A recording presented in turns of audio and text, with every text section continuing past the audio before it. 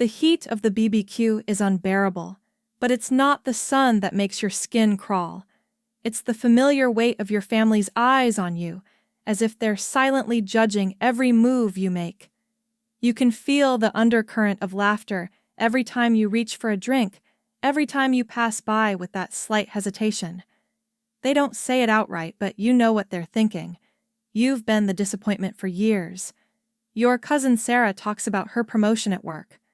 Must be nice, she says, a hint of something satisfaction, maybe flickering behind her words. You smile, but the feeling is anything but warm. It's like you're invisible, and yet somehow the center of their conversation. Your dad's voice rises in the background.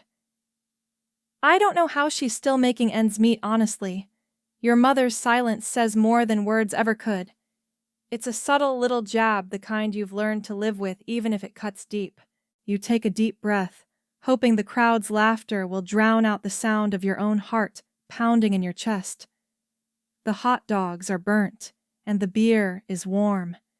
You could have just stayed home. But here you are. You always show up, don't you? Because that's what you do for family.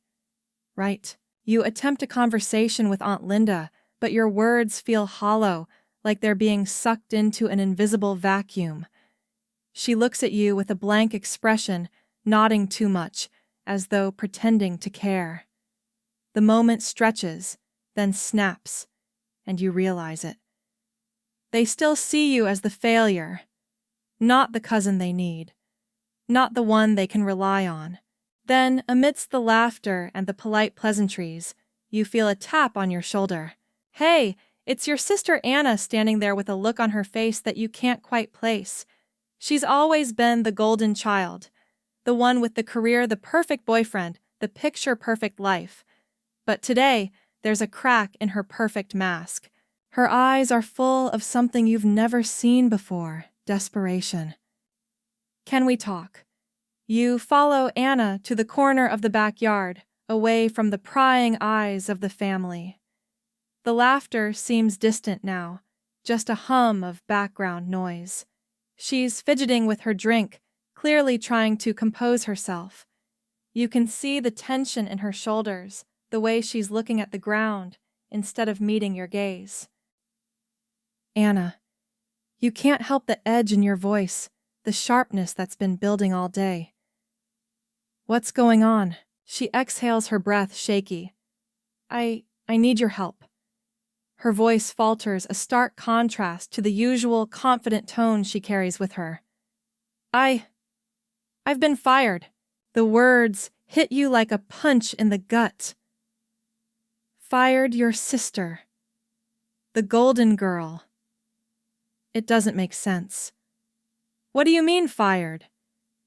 You almost laugh, but the look in her eyes stops you cold. What happened? I didn't do anything wrong. She looks up at you. Finally, her eyes wide with frustration and a flicker of panic. I thought I was doing everything right, but they... She stops herself, looking down again. They let me go because they're restructuring and I'm not part of the plan. My boss didn't even tell me himself. He sent an email. Her voice cracks on the last words. You're silent for a moment, letting the absurdity of it sink in. Anna, always so perfect, always so in control, is the one who's been left behind. And it's not just the job she's scrambling now, trying to keep it together, but it's hard to ignore the truth. You've been called a failure, but right now it's her who's struggling. I don't know what to do, honestly, she says, her voice quieter now, almost a whisper. I've been applying to everything, but no one's responding. It's like the world just doesn't care. The unspoken question hangs in the air. Will you help her? Will you stand by her the way she's always expected you to? You hate that she's in this position, but there's a part of you buried deep that wonders, why now? Why, after all the years of her looking down on you, pretending like you're the screw-up, the one who doesn't have it together, she's your sister. And there's that pull again, the one that always keeps you tethered to her. You're angry. You're hurt.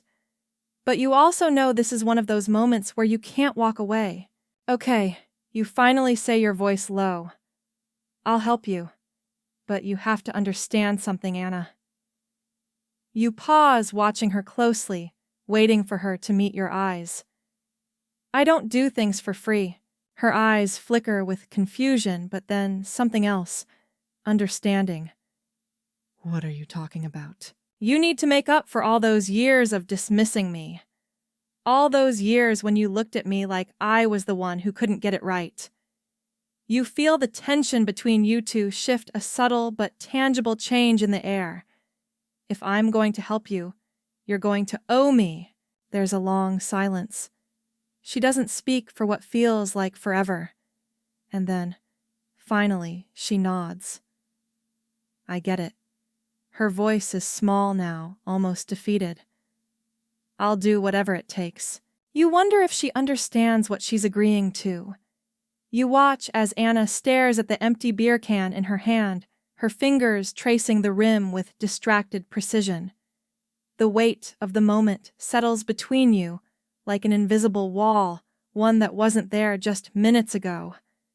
It's strange how quickly things can change.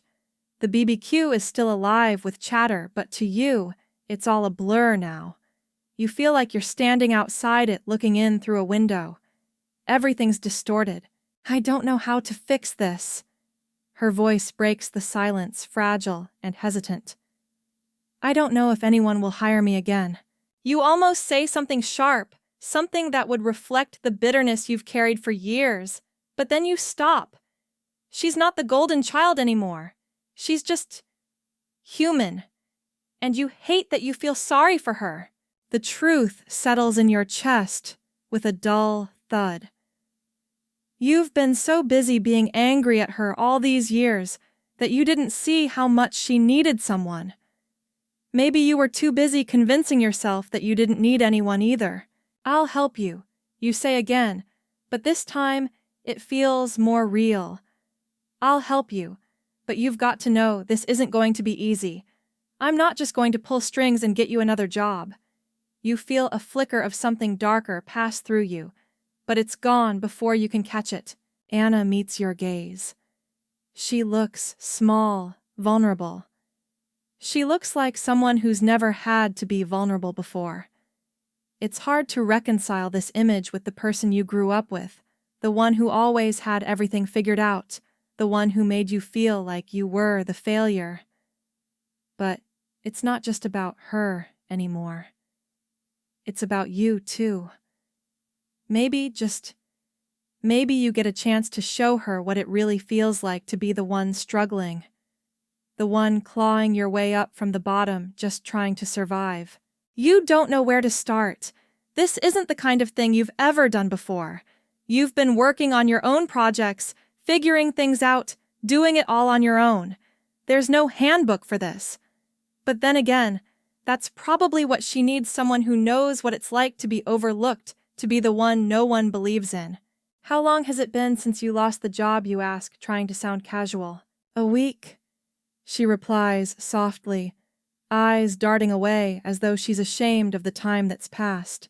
A week, and still nothing. All right, you exhale slowly, trying to steady yourself. Let's get to work. You need to start networking. I'll help you, but you need to stop hiding behind your pride. It's not going to do you any good. Her eyes snap back to you. What do you mean? I mean, you say letting the words sink in, stop pretending like you don't need help. It's time to get real. You can see it then, the shift in her. The faintest hint of realization, something clicking into place. I'm not going to sugarcoat this, you continue. You're not getting hired because you're good at your job. You're getting hired because people like people. And you need to learn how to make people like you, Anna. Start playing the game. You see her face harden, the old Anna coming back, the one who's always been able to navigate this world without breaking a sweat. But she's not the same person she was before. Not anymore. And you wonder if maybe she's starting to see that too. You can see the conflict building in Anna's eyes. There's a moment where she considers arguing, pushing back with the same old deflective behavior she's always used to protect herself. But then she falters. Maybe it's the vulnerability in your voice, the truth that's woven into your words. Or maybe it's just the recognition that her old tricks aren't working anymore. She's running out of options. "I don't know if I can do that," she says quietly, her voice unsteady. "I've always been the one who just worked hard and waited for things to come. I didn't have to play games." You don't respond immediately. Instead, you take a step back and look at her, really look at her. It's not the sister you grew up with, the one who always seemed to know how to get what she wanted. This is someone completely different standing in front of you, stripped of that polished exterior. "Anna, that's the problem," you finally say. "You've been working hard, sure, but you've been doing it alone, pretending like you don't need anyone else. And now it's catching up to you. The world doesn't care about hard work if you're invisible. You need to connect, to show up, to make people see you. Do you get it? You feel your frustration bubbling over now, and it's hard to keep it contained. You've always been the one on the outside looking in. Your family never believed in you. And yet, here you are willing to help the one person who's never once had to fight for her place in the world. It's maddening, but something softens in you as you look at her again. There's a rawness to this moment, a vulnerability you didn't expect from her. You realize that despite everything, she's still your sister. And that bond, you can't shake it off. You wouldn't want to. "You're not alone anymore," you add, your voice softening. "I'll be with you every step of the way. But you have to open up. You have to let people see who you really are. Flaws, mistakes, everything. Otherwise, this is just going to keep happening." Anna nods slowly, her eyes a little too bright. You can see the weight of everything she's been carrying in the way she holds herself now. She's no longer just the confident, unapproachable woman she used to be. She's cracked, exposed, and for the first time, it feels like you're seeing the real her. You're not sure whether to feel sorry for her or proud of her. Maybe it's a little of both. But as she takes a deep breath and nods, you feel a strange sense of resolution settle over you. This isn't just about her anymore. It's about you, too. Helping her is forcing you to face all those things you've buried deep, the hurt, the anger, the ways you've let your family define you. Now it's your turn to define yourself. "I'll help you." You repeat this time with a quiet conviction. "But you've got to meet me halfway." Her lips twitch into a smile, the first real smile you've seen since the conversation started. "I will," she says, her voice steadier now. You don't know how this is all going to turn out. You don't know if she'll get the job or if everything will fall apart, but in this moment, something shifts. You're not just the failure anymore. And maybe this is the moment that changes everything. The next few days feel like a blur, the kind of blur where you're moving forward, but unsure of the destination. Anna reaches out to you more than you expected. Texts, phone calls, questions. You can hear the desperation in her voice each time she calls, and it's getting harder to ignore the nagging sense of déjà vu. This is familiar, all of it. The pushing, the pull, the pressure to perform for people who never had your back. Only now you're on the other side of it. Now you're the one showing up for someone who needs you. You try not to think too hard about how strange it feels. You've spent so many years feeling like the forgotten one, the outcast. And yet, here you are, the one making the calls, the one doing the work. But there's something unsettling about it, something that makes you wonder, why now? The job search isn't easy. You've reached out to every connection you can think of, pulling strings where you know you can. It's not just about having the right qualifications anymore. It's about playing the game just like you told her. It's about making the right impression and showing up at the right time.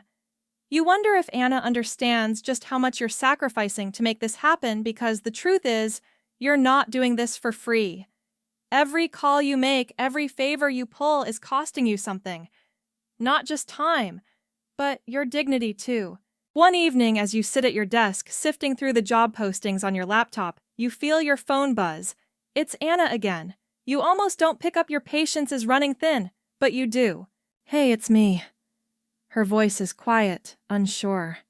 She sounds like she's been crying. What's going on, you ask, your voice tinged with concern but also frustration. You've been juggling this for days now, and your nerves are frayed. They just told me. They told me they're not moving forward with my application, she says, and you can hear the heartbreak in her voice. It's raw. It's almost too much to bear. Anna, you say softly, I told you this wouldn't be easy. I know, but I thought they'd see how good I am. I thought this would work out. Her words tremble, and you feel a sting in your chest. There's a long pause. You want to scream at her, tell her she should have done things differently, that she shouldn't have acted like the world owed her anything. But instead, you swallow that frustration. She's your sister, and maybe, just maybe, this is the moment she finally wakes up. Listen, you say, your voice steady but firm. This doesn't end here. You need to keep going. You can't just stop because of one rejection. You need to fight for this, Anna. You want this. Then show them who you are. Don't give up now. You can't let this break you.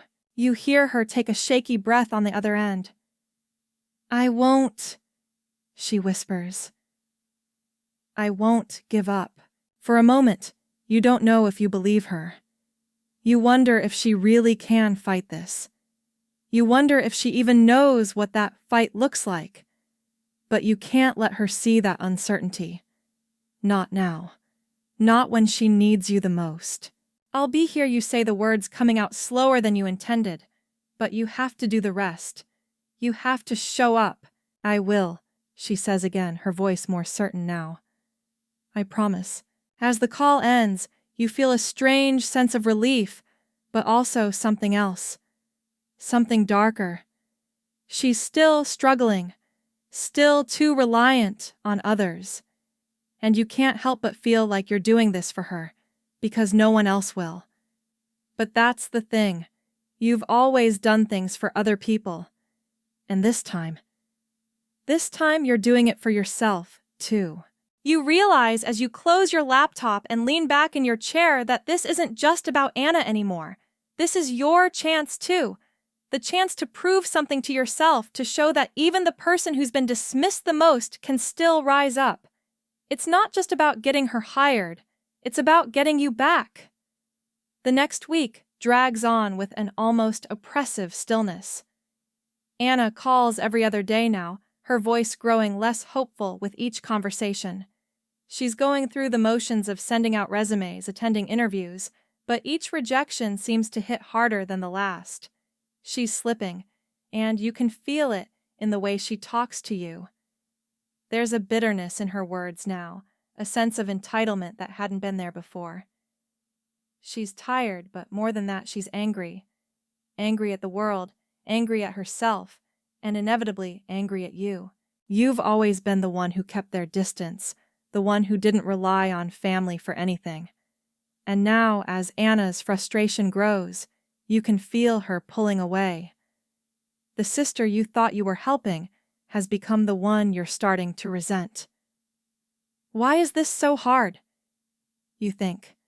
Why is it that everything you do for her feels like it's never enough? It's not just her. Something in you has shifted too.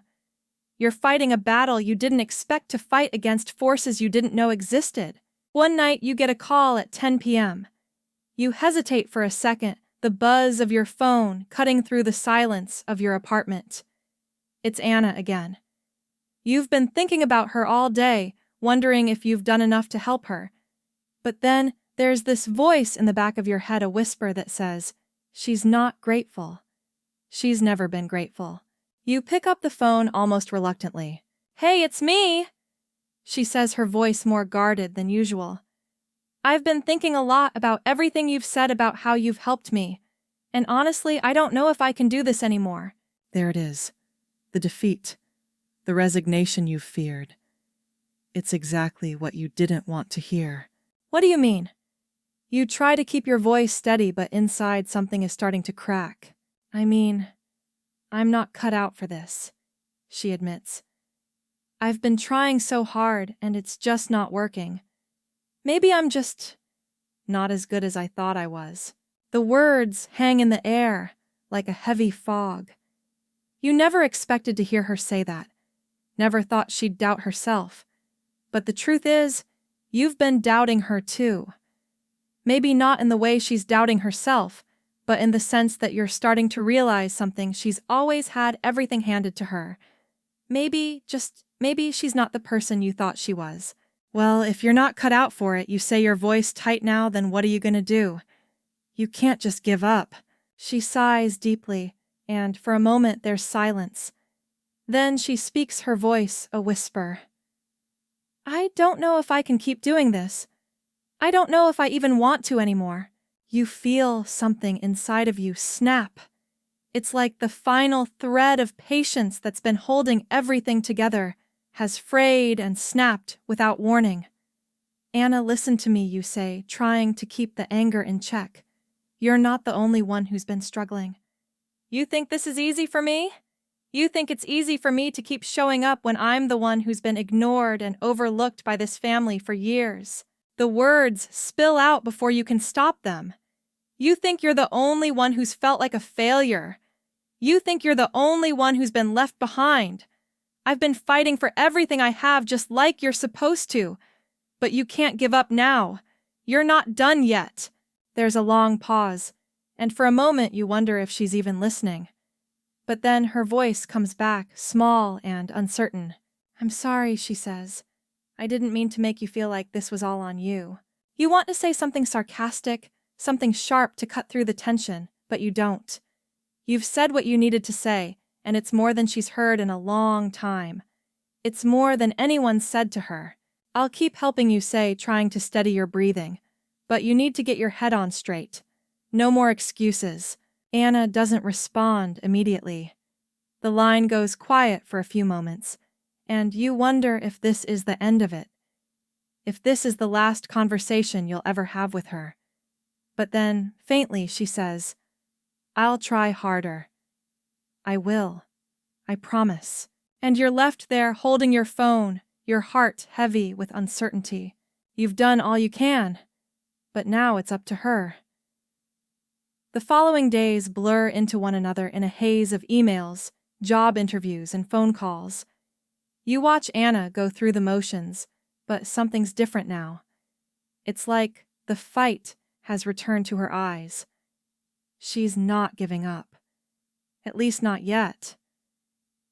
And you're trying not to feel bitter about it. You're trying not to feel like the person who's carrying the weight of it all, but there's something that's bothering you, something you can't quite shake off. It's the constant feeling that your family's not really watching, that despite everything you're doing for Anna, they're still turning their backs on you. Your sister, with all her new determination, still hasn't said a word about how much this is costing you. She hasn't asked what you need, what you want. You're giving, and she's taking, and while she's showing up more than she ever has, it's still about her.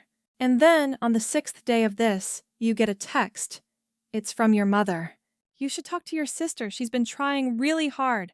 You stop reading after that. The nerve. Your sister has been trying really hard. What about you? Have you been invisible this whole time? You take a deep breath, trying to steady yourself, but the frustration rises inside you. Your mother, in her usual passive-aggressive way, is reminding you that Anna's the one who's trying. She's the one who's been supported. She's the one everyone's worried about. You, on the other hand, you're still the screw-up, the black sheep, the one who's always been a little too different for them to understand. It hits you like a wave, and you fight the urge to snap. You've always been the one who made things work without asking for help. You've always been the one who kept to the shadows, doing things on your own, while everyone else got the attention, the praise, the validation. But now you're the one keeping it all together for Anna, and no one's noticing. The anger bubbles up, but you push it down. You can't let this moment pull you into old habits. You can't give in to the temptation to storm over to your parents' house and scream at them for their indifference. You've done that before, and it's never worked. You don't need their approval anymore. Anna calls you the next day, and you pick up without hesitation, no longer bothered by the tightness in your chest. "I got it," she says. "I got the job." Your heart skips a beat, and for the first time in what feels like forever, you smile. You can't help it. All the tension, all the frustration, all the anger you've been holding on to fades away in an instant. "That's great," you say, keeping your voice steady even though you're a little shocked. "I knew you could do it." There's a pause on the other end. "No." She corrects, her voice soft. "You did it. Without you, I wouldn't have made it. I owe this to you." The words feel like a weight lifting off your chest. But there's a small part of you that wonders if she really gets it, if she really understands what you've done for her, or if this is just another moment where she's trying to make it all about her again. You don't know, but right now it doesn't matter. The job is hers, and she's finally taken responsibility for it.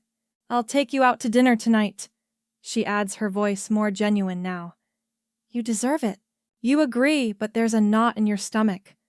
The dinner will be a celebration, but you can't shake the nagging feeling that something's still off. She's succeeded. But in some way, you still feel like you're on the outside looking in. Later that night, you meet her at the restaurant. As you sit across from her, you see the change in her. She's different now, more grounded. She's not the same person who called you a failure at the BBQ. But there's something you can't ignore. There's still a part of her that's unsure of how to really show gratitude. The words are there, but they feel hollow. The gesture of the dinner doesn't quite make up for the years of neglect, the years of being ignored, the years you spent in the shadows of her success. You look at her, and for a moment you wonder if it was all worth it. Was it worth pushing her to see her potential when she didn't even know how to help herself? She's not the same person she was before.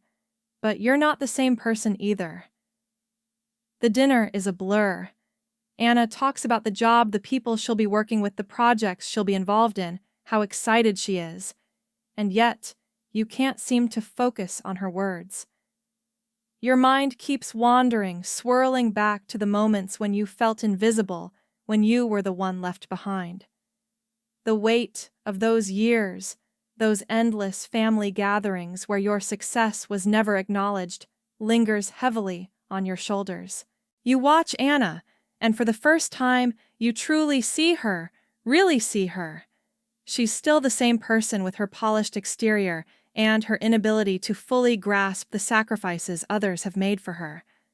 But there's something else there too, a vulnerability, a fragility that wasn't there before. She's not the untouchable figure she used to be. But you wonder if it's enough. If it's enough to make up for the years of resentment. As you listen to her speak about her new job, her voice filled with excitement and hope, you can't help but feel a pang of emptiness. Is this all she needed to change? A job? A title? A little recognition. It's hard to admit it to yourself, but the answer is clear. You were hoping for something deeper, something more than a dinner or a few words of gratitude. You wanted her to see you as more than just a stepping stone. You wanted her to acknowledge the weight of everything you've done for her, not just the outcome, but the effort, the sacrifices, the raw emotions you've put into this. But maybe that's asking too much. Maybe after all these years of being the one left behind, you're still holding on to something you shouldn't. You've been giving your heart and soul to someone who didn't even know how to appreciate it, and you're not sure if that's her fault or yours. As the night stretches on, the weight of everything becomes unbearable. You finish your meal in silence, and Anna's words, her excitement, her gratitude start to fade into the background. You smile at her, you nod at the right times, but it's all mechanical now. The anger, the frustration, the disappointment. Everything you've buried for so long washes over you like a wave. By the time the bill arrives, you're done. Not just with the dinner, but with the emotional toll this whole ordeal has taken on you. I'm happy for you, Anna. You say your voice flat but calm. I really am. But I can't keep doing this. I can't keep carrying this for you. You stand up, pushing your chair back, ready to leave. Her eyes widen, the realization hitting her a little too late. Wait. What do you mean, I thought? I've done everything I could. You cut her off, your words sharp, more final than you intended. But I can't keep fixing your mistakes. You've got to take responsibility for your own life now. You see her flinch, but you don't wait for her response. You turn and walk out of the restaurant, feeling the weight of the door closing behind you. You walk down the street, your heart racing, your chest tight. You've done it. You finally said it. You finally made the line clear, drawn it in the sand. You're done. Not with her. Not with the idea of family. But you're done being the one who gets overlooked. You're done being the one who doesn't get the credit. Maybe it's too late for Anna to truly understand everything you've sacrificed for her. Maybe she'll never get it. But for the first time, you're not holding on to the hope that one day things will change. You're walking away, and it feels like freedom. As you stand on the sidewalk, the city lights blurring around you, you realize something. You don't need her to apologize. You don't need her to fix anything.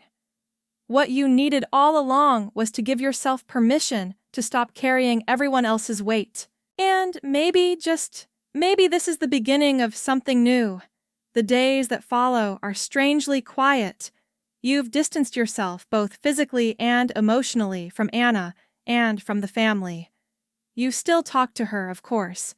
She checks in occasionally, asking for advice, thanking you again for the job. But there's a subtle shift between you, an unspoken understanding that things are different now. The guilt you once carried, the feeling that you needed to do more, be more, begins to slip away, replaced by something else, something unexpected.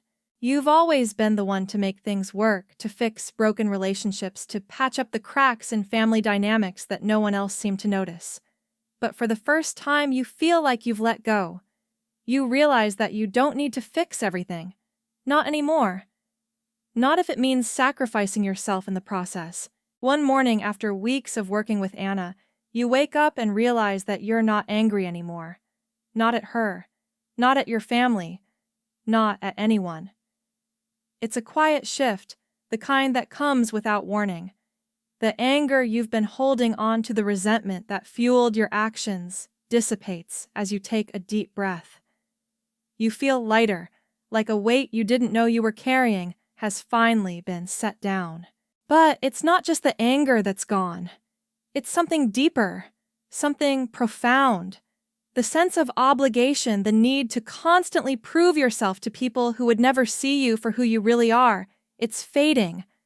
And in its place is something new, a kind of peace. You've started focusing on yourself, on your own dreams, your own goals. It's strange at first. You've spent so many years living in the shadows of others that you don't quite know how to stand in the light. But slowly, bit by bit, you're getting there. You're taking risks, embracing opportunities, and most importantly, choosing yourself. One afternoon, as you sit at your desk reflecting on the progress you've made in your own life, you get another call from Anna. You hesitate for a moment before answering. It's not that you're upset, but you're starting to realize that you don't need to be constantly available for her anymore. You've set boundaries, and that's a new feeling. "Hey," she says, her voice softer than usual. "I just wanted to thank you again, for everything.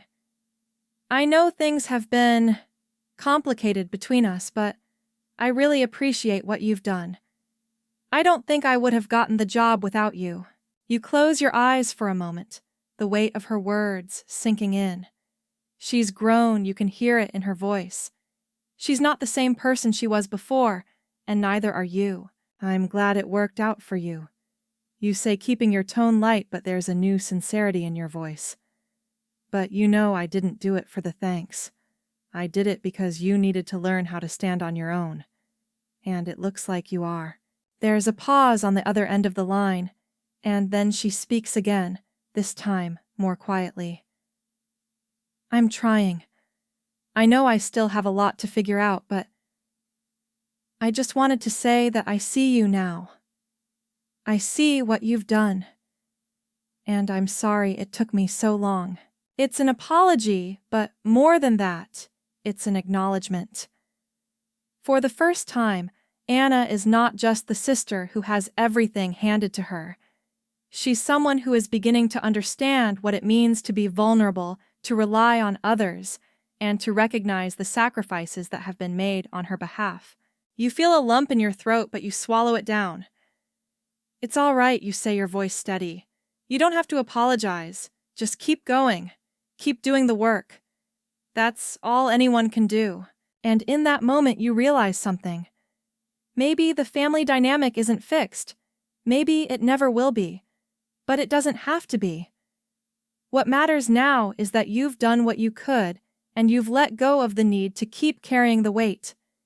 You've given yourself permission to step into your own life, to choose your own path, and to stop waiting for validation from people who will never truly understand. You don't need their approval anymore. You've got your own. The air feels different now, like it's cleared. The weight of the past isn't gone entirely, but it no longer suffocates you. You've spent so long trying to fit yourself into a mold that was never made for you. But now, as the days unfold, you realize something. You've been building your own mold this entire time, and it's stronger than you thought. Anna continues to rise in her new job, and while you can't help but feel a certain sense of pride for her, it's tempered with the understanding that this success is hers to own. You're not the one carrying her anymore. You don't need to be. It's a strange thing letting go of that burden. You never realized how much of yourself you were giving away in the process. But as you make your way through your days now, focusing on your own work, your own projects, your own life, something becomes clear. You are enough. You've always been enough, even when the world made you feel like you weren't. Even when your family made you feel like you were the one who would never measure up. The phone calls from Anna become less frequent, but it's a different kind of silence now. It's not the silence of neglect or indifference. It's a peaceful silence, the kind that happens when people start to take ownership of their own journeys.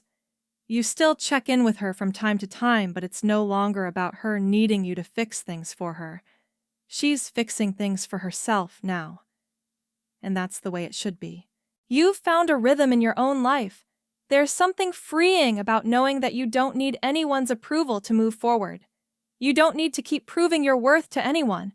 It's a quiet confidence that builds slowly and steadily in the spaces you've created for yourself. There's no grand moment of reconciliation, no dramatic scene where everything is suddenly perfect.